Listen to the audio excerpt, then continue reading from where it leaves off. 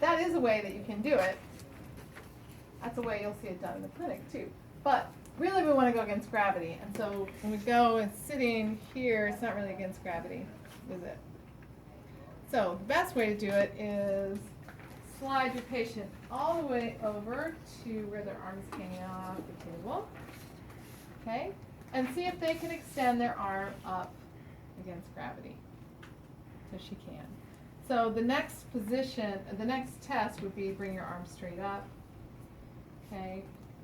Hold that position and don't let me move you. And I'm going to stabilize here and push down here. Okay.